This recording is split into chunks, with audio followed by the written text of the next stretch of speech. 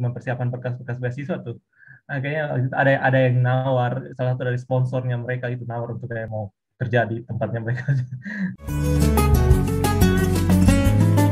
Nah, jadi teman-teman, ini aku lagi bareng sama Albert. Nah, Albert ini tuh salah satu pemuda Indonesia yang sedang melanjutkan PhD di Tasmania di Australia. Nah, sebelumnya juga Albert juga menempuh sekolah master degree juga di Australia di Canberra ya, di Ya, di Canberra. Canberra. Oh. Terus lanjut lagi S3, entah kenapa dia langsung lanjut lagi gitu ya, nanti kita tanya. Terus juga Albert ini juga aktif di kegiatan kemasyarakatan di Kupang ya dulu. Ya, benar. Ada kelas daring IELTS ya? Dia waktu itu buat itu inisiatif kelas daring IELTS. Ya, tahun lalu. Oke. Nah, itu mungkin sedikit perkenalan dari Albert. Mungkin ada yang mau ditambahin nggak, Albert? Oh, mungkin cukup ya dari perkenalan dari Dame. Mungkin nanti pada saat diskusi nanti kalau ada tambahan baru ditambahkan aja nanti kali. Oke, siap. Oke, sip. Kalau nggak salah juga jurusanmu itu ini ya, matematik ya? Aku waktu S1 memang di Fakultas Sains dan Teknik jurusan matematika, tapi kemudian S2 juga waktu yang di ANU di Australian National University itu dia di Mathematical Science Institute. Cuman topik tesisku waktu S2 tuh ada keterkaitan dengan bidang biologi juga. Kemudian sama dengan topik S3 sekarang. Meskipun bidang matematik tapi jadi applied mathematics. Ya Allah. Albert, waktu itu kenapa sih langsung lanjut gitu S2? Kan kamu di Kupang tuh.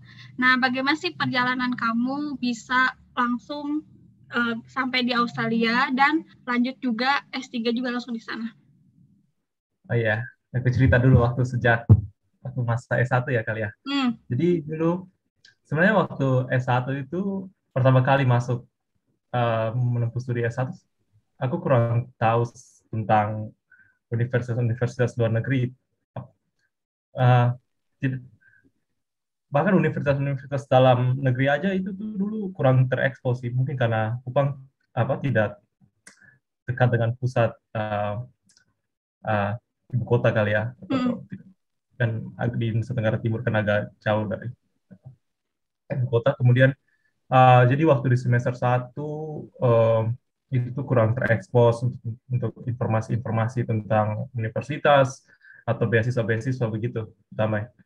Nah, waktu semester kedua itu ada mata kuliah bahasa Inggris, tapi itu untuk matematika gitu, untuk masuk matematika.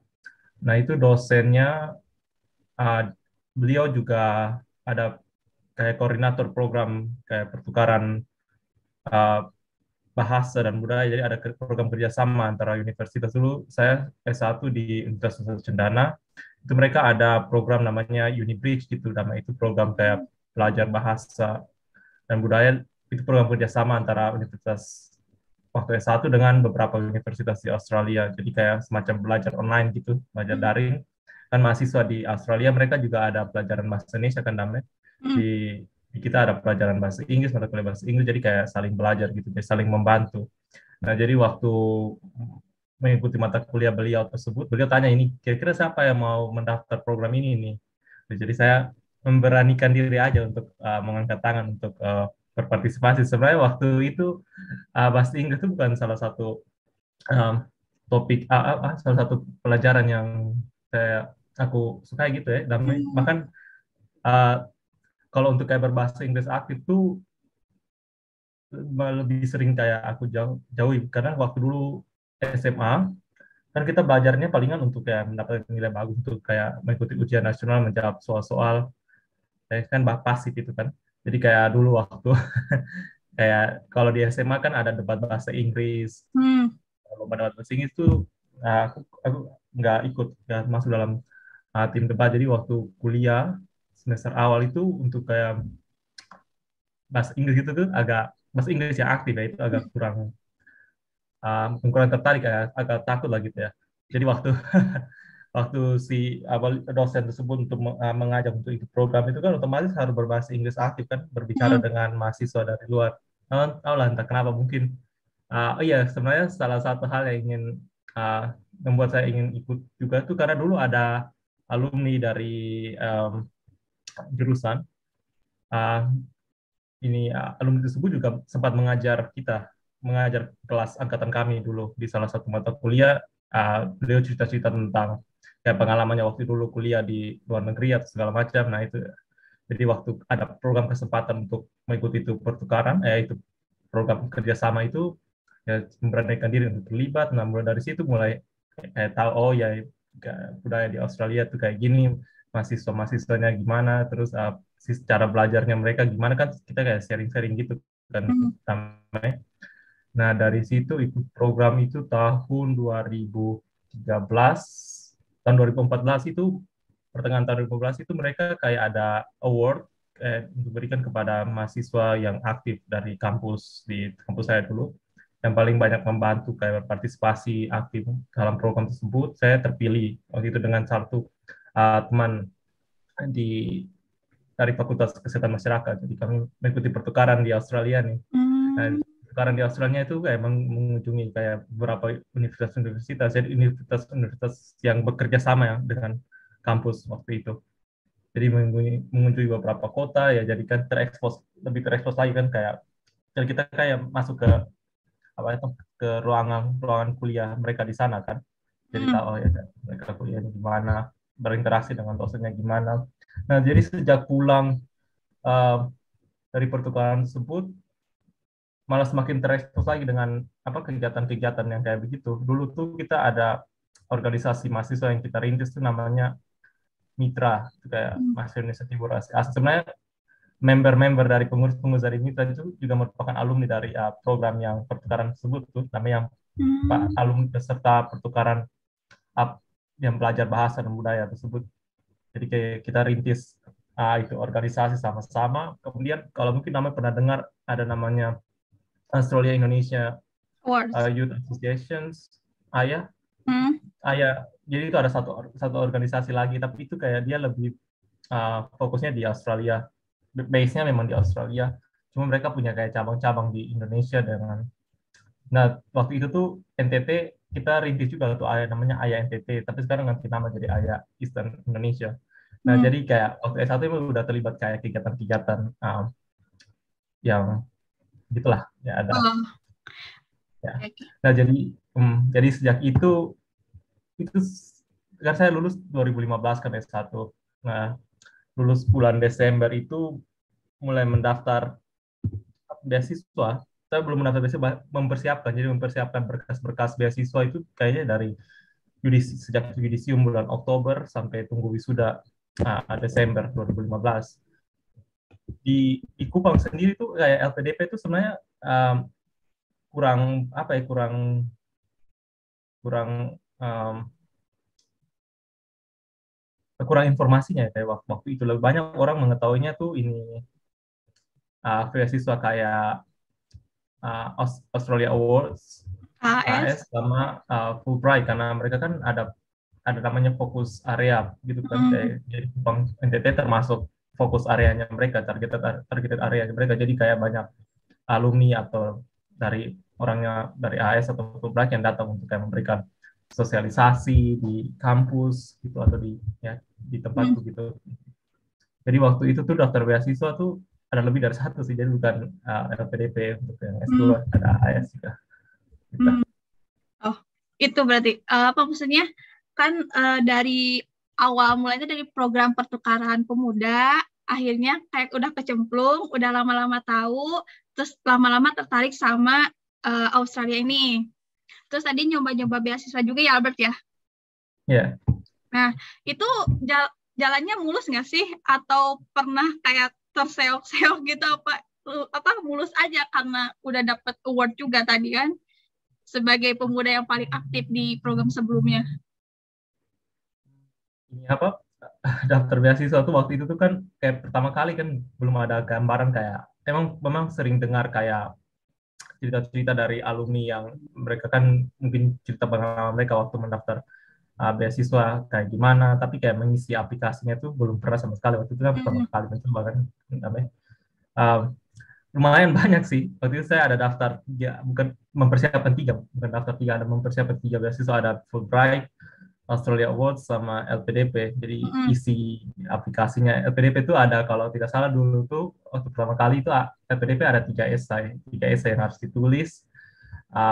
Australia Awards juga ada application formnya mirip-mirip, tapi ya dalam bahasa Inggris. Kayak dulu waktu itu LPDP esainya masih dalam bahasa Indonesia deh, Mm-mm. meskipun daftar ke luar negeri. Kemudian ada isi best of Fulbright, itu banyak persiapan. Salah satu yang agak ribet waktu itu tuh mereka minta yang transkrip akademik. Nah, kita di kampusku dulu tuh, mungkin di kampus lainnya, kampus-kampus besar kan mereka ada sediakan langsung otomatis Mm-mm. translated version yang transkrip atau ijazah. Kalau di tempatku dulu waktu Candana. itu nggak ada, jadi nggak ada. Jadi harus Mm. harus translate sendiri, kemudian harus ini apa legalisir di kayak waktu itu kan notaris untuk legalisir. Jadi harus terjemahkan semua itu nama mata kuliah. Itu saya sempat minta contoh di salah satu alumni sih, contoh yang udah mendaftar duluan AS, contoh transkrip yang translated. Karena jadi itu untuk daftarnya itu nggak boleh semua juga. Oh ya, salah satu yang harus dipersiapkan lagi itu TOEFL, skor TOEFL kan harus perlu Mm. skor TOEFL waktu itu. Dulu IELTS untuk mendaftar belum wajib. Um, jadi ikut tes. Untungnya tes TOEFL itu diselenggarakan, ada TOEFL ITP-nya tuh diselenggarakan di kampusku waktu S1. Mm.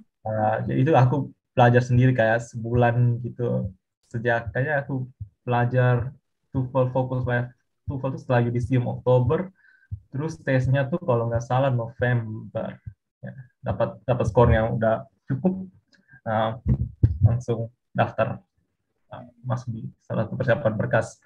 Jadi itu TOEFL juga yang sulit. Kemudian oh ya harus buat minta surat rekomendasi lagi. Surat rekomendasinya kan beda-beda kan, karena aku mau coba daftar lebih dari satu kan. Jadi kayak format surat rekomendasinya kan beda, untuk yang format rekomendasi format surat rekomendasi LPDP beda dengan format surat rekomendasinya AS, template-nya maksudnya beda-beda. Jadi harus persiapkan masing-masing sesuai dengan persyaratan dari beasiswanya.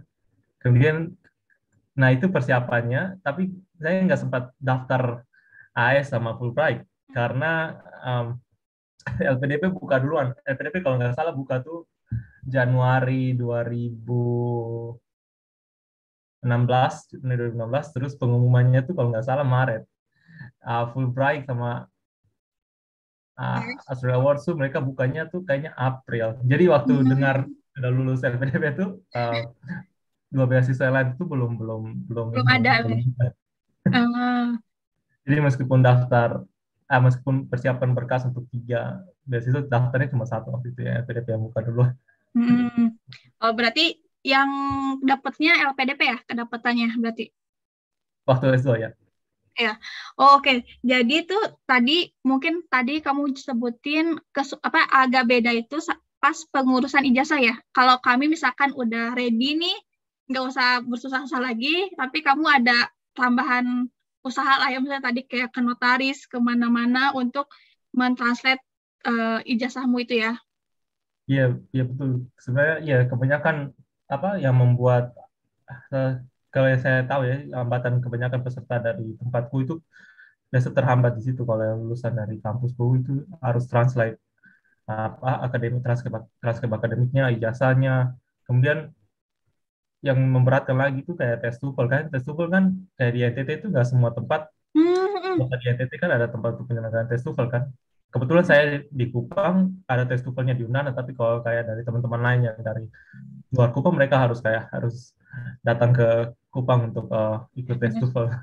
Jadi Ah ya, kayak benar. jadi kayak untuk usaha awal untuk mendaftar aja itu kayak sudah lumayan sulit. Sama TOEFL itu kalau nggak salah berlaku. Oh ya, kalau tesnya, kalau kan itu lumayan mahal sih tesnya dulu waktu itu, kayaknya 600.000 untuk tes TOEFL kalau nggak salah. Hmm, Kalau skornya kurang ya berarti harus harus apa, daftar lagi. lagi.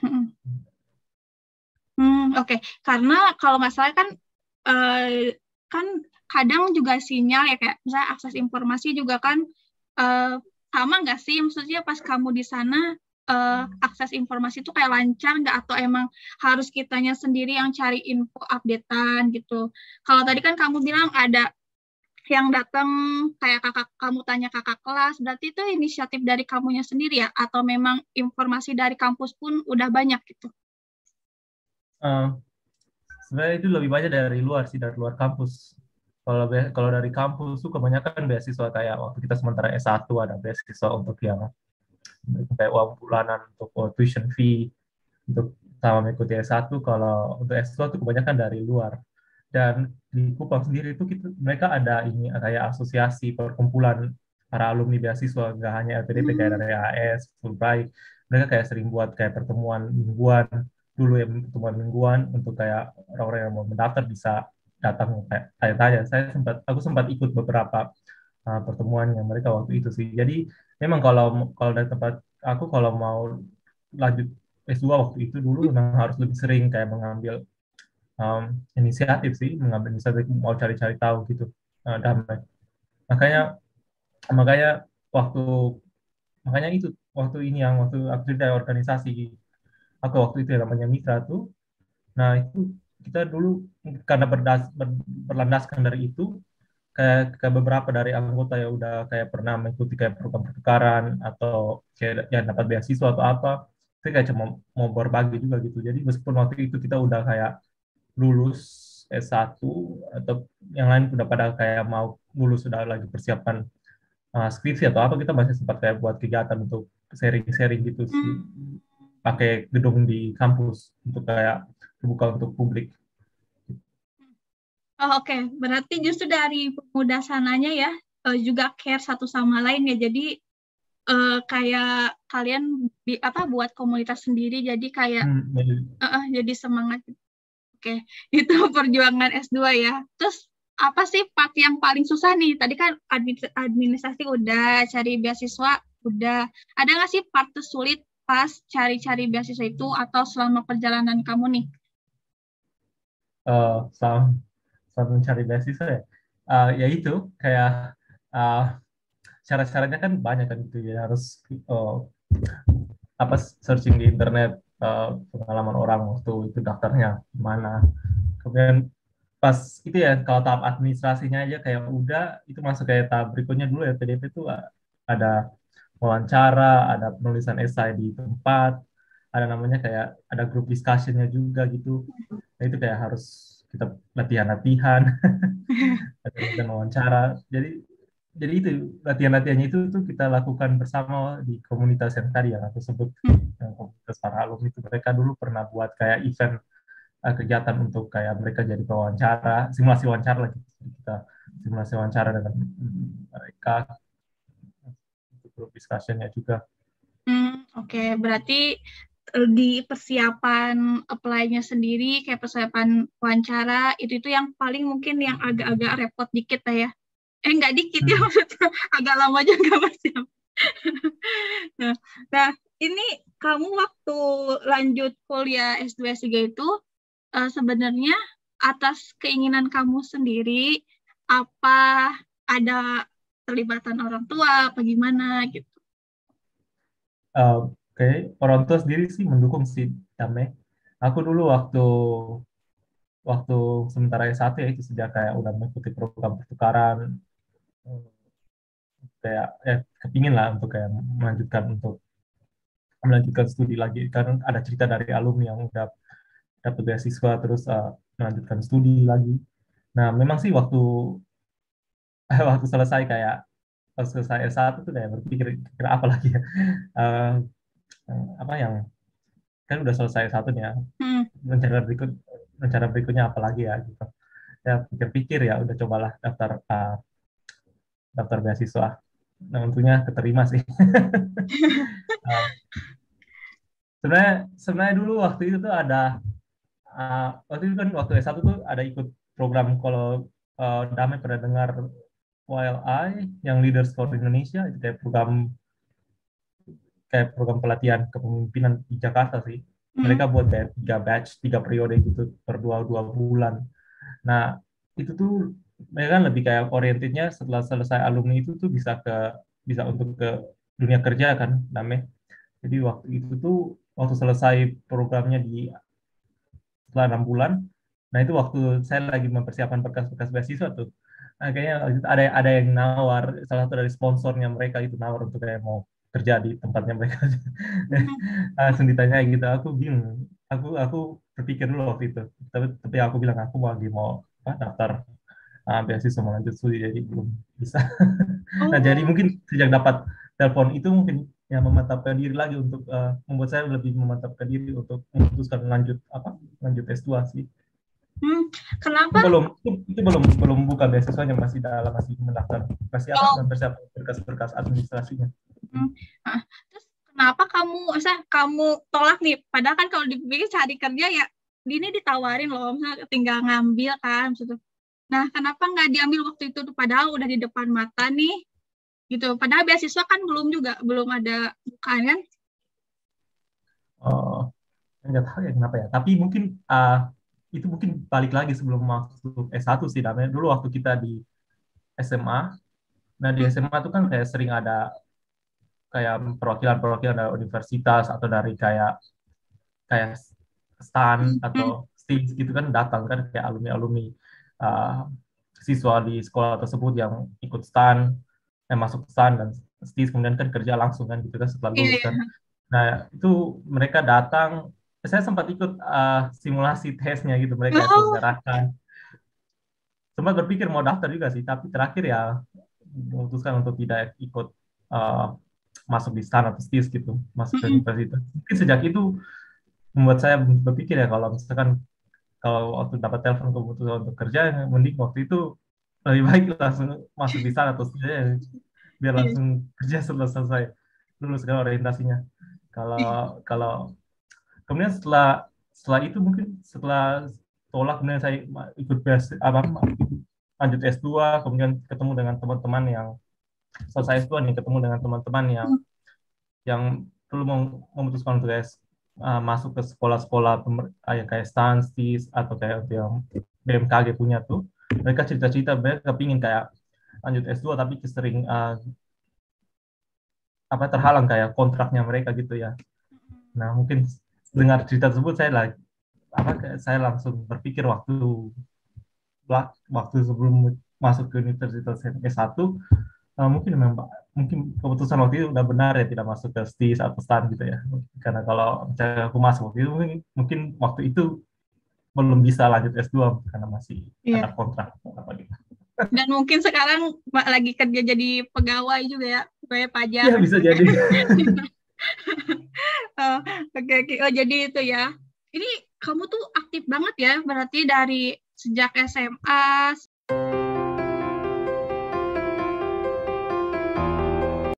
Tanya kira-kira ada teman-teman LPDP di sini alumni yang mau terlibat nggak di inisiatif ini.